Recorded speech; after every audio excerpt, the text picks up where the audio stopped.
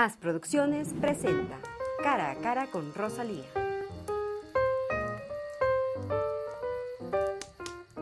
Bienvenidos amigos televidentes para esta nueva edición de Cara a Cara con Rosalía.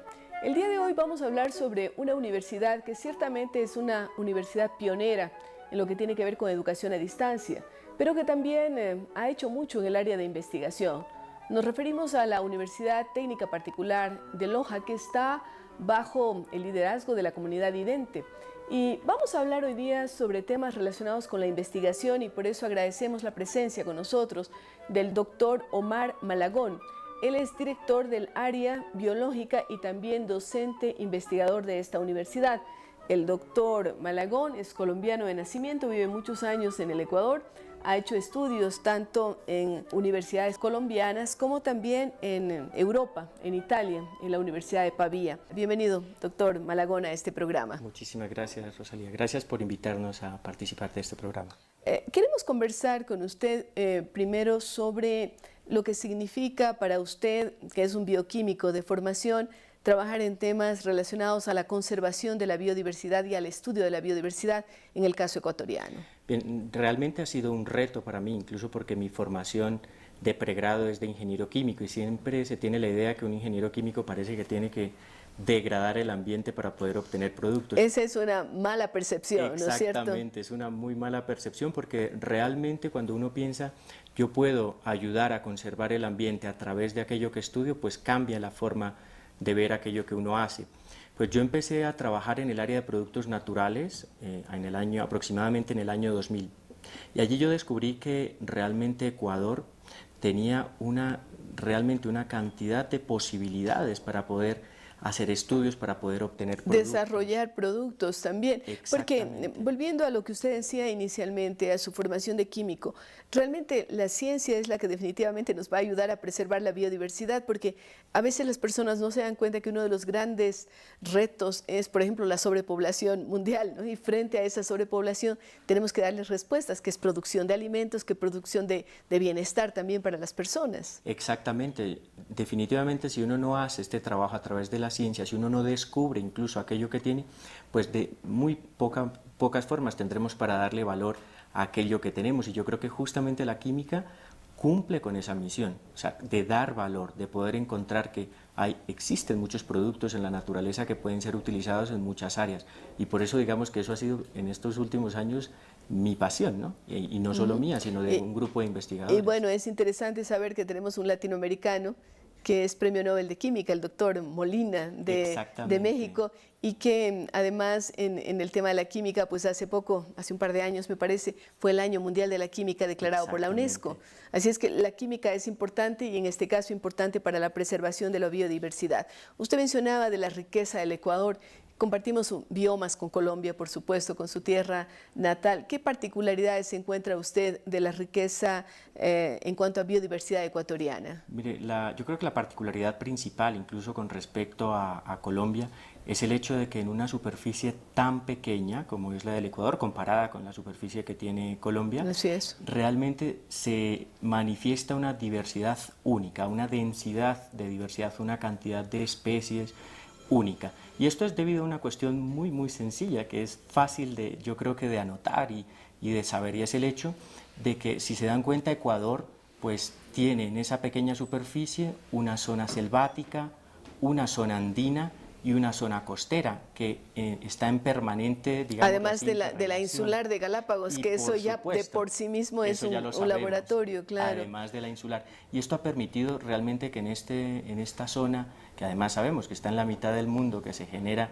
al final una gran cantidad de diversidad por la cantidad de ecosistemas que están presentes en este país. Entonces esto al final, y yo de verdad lo digo, incluso no soy ecuatoriano, pero como si lo fuera, con orgullo, y hablando específicamente de la provincia de Loja, es hermosísimo ver que uno se mueve unos pocos kilómetros de donde vive y encuentra una diversidad espectacular, un cambio de paisaje, un cambio de formas de cómo la vida se desarrolla. A veces la gente tiene la idea errónea de que la zona de Loja es una zona un tanto desértica, que ha sufrido problemas con la erosión, la falta de lluvias. Sin embargo, encontramos riqueza extraordinaria. Hablamos del bosque petrificado de Puyango, que lo comparte con la provincia del Oro, pero también de una serie de microhábitats de los que nos gustaría que usted nos hable con su visión de científico respecto de esos microhábitats. Exacto. Por ejemplo, Loja está clarísimamente diferenciada en dos grandes hábitats, uno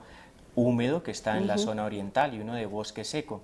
La zona de bosque seco es, yo creo que bastante interesante estudiarla, porque a pesar de que, como tú decías muy bien, hay una zona, un tiempo en el año en el que realmente se puede considerar como una zona casi árida, resulta que en un periodo muy pequeño de tiempo pues desarrolla una generación de ecosistemas y de vida impresionante. O sea, definitivamente allí se pueden ver cosas que en principio uno podría decir que se ven en otros ecosistemas y en otras zonas del mundo. Y se sorprende de encontrarlos allí. Exactamente. Por ejemplo, allí una cosa característica por el hecho de que no haya un régimen de lluvias es el hecho de que hay bosques caducifolios, es decir, bosques que pierden todas las hojas, todo su follaje en una época concreta del año.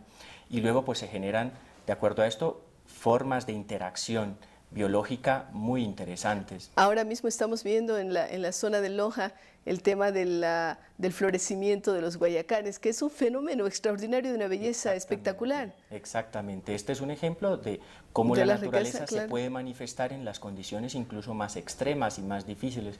Hay que decir que incluso desde el punto de vista de generación de sustancias que puedan tener actividad, uno tiene que fijarse en eso, en zonas de la biodiversidad donde hay condiciones extremas, porque generalmente los organismos vivos, las especies, las plantas, para poder sobrevivir tienen que buscar estrategias para adaptarse a ese tipo de ecosistemas. Yo le puedo contar uno de nuestros casos de éxito más claros, que es dentro de la universidad. Justamente dentro de la universidad, que es este proyecto que estamos realizando justamente en esta zona de bosque seco, que es el proyecto Palo Santo. Justamente es una zona, así como hay un bosque de guayacanes, pues también en Zapotillo hay un bosque de Palo Santo, que también es impresionante, que también vale la pena ir a conocer, ir a ver. Y díganos, descríbanos un poco el tema del Palo Santo y qué es lo que están haciendo con esta especie. El Palo Santo es una, como bueno, más o menos todo el mundo sabe, es una planta que se utiliza pues por sus propiedades aromáticas, se usa en incienso. ¿Qué es lo que nos trae el recuerdo de iglesias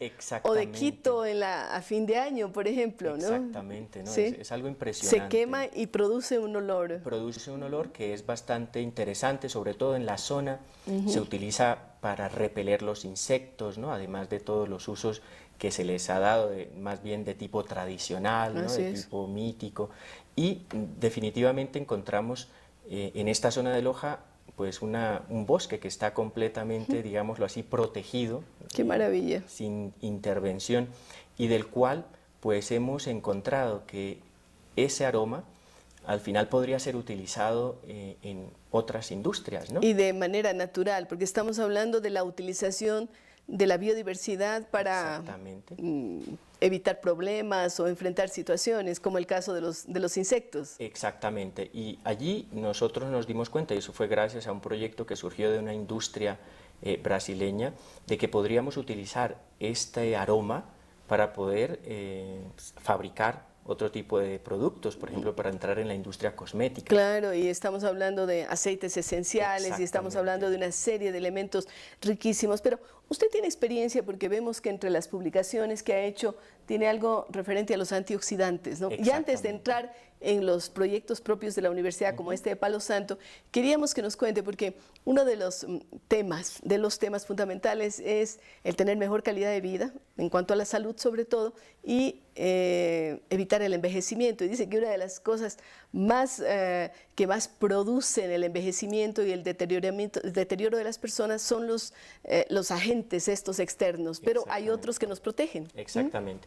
En principio, o sea, de manera general se dice que son los radicales libres, o sea, son incluso entidades químicas los que nos atacan. Los que nos atacan. Como los propios rayos solares, que son buenos en un momento, pero que en exceso pueden ser nocivos. Exactamente. Y resulta que en el organismo, en los procesos de normal desarrollo del ser humano, pues hay estos agentes. Estamos expuestos por muchísimas razones, por razones ambientales, por razones simplemente, como decía, el sol, y otras razones alimenticias incluso, ¿no? Y realmente los antioxidantes como tal, estas sustancias naturales pues se pueden encontrar en muchísimas plantas o en muchísimos frutos o en algunos alimentos convencionales que lo que hacen es simplemente atrapar estos radicales libres, ¿no? Prevenir, se puede usar esta palabra, el envejecimiento o intentar hacer prevención, sobre todo de enfermedades que son debidas a la presencia de radicales libres. Díganos ejemplos de enfermedades producidas por los radicales libres y de alimentos que pueden ayudarnos a prevenir, porque finalmente aquí nos están viendo mucha gente que va a estar interesada en estos temas. Por ejemplo, bueno, está clarísimo que como quimioprevención, el tema ahorita en el que se tiene más interés es en el cáncer, ¿no? O sea, se habla, por supuesto, el cáncer tiene como causa, tiene muchas causas, o sea, no podemos decir una sola, claro, pero realmente se piensa que el consumo de agentes antioxidantes puede hacer y puede ayudar a su prevención. Por ejemplo, ¿no? Por ejemplo, muchos cítricos, como la naranja, cosas sencillas, incluso que consumimos todos los días. Pero hablamos también, ¿no?, de alimentos como el brócoli. También, ¿sí? Exactamente. Todos estos poseen en su composición una serie de compuestos, ¿no?, que se llaman flavonoides o de naturaleza fenólica, que pueden ayudar a la prevención. Ojo, yo de todas formas sí quisiera advertir que esto no es la panacea. Claro, no es, evidentemente. Así es. No quiere decir que quien se come un montón de brócoli o se tome un montón de jugo de naranja no va a desarrollar una enfermedad, pero tiene que ver con el ejercicio, tiene que ver con una serie de factores hereditarios también. Exactamente. Sí. Se ha descubierto de todas formas, por ejemplo, en algunas plantas que se utilizan de manera tradicional para condimentar, por ejemplo en nuestro Ecuador, el achote, ¿no? Tiene una serie de sustancias que son, y hemos estudiado nosotros esto de manera concreta. ¿Ya? ¿Y para qué ayuda el achote? Pues justamente tiene sustancias antirradicalarias muy interesantes. O sea, esa comida rojita así bien pigmentada es buena. Exactamente, ¿Ya? y una serie de aceites que contiene esta planta, pues se ha descubierto que tienen una actividad antioxidante bastante interesante y que pueden ayudar a prevenir este tipo tener mejor calidad de vida. Bien, qué interesante hablar con Omar sobre estos temas que tienen que ver con su especialidad, pero también sobre lo que viene siendo la Universidad Técnica Particular de Loja. Vamos a continuar hablando con Omar Malagón, director del área biológica y docente, investigador de la UTPL, luego de una breve pausa.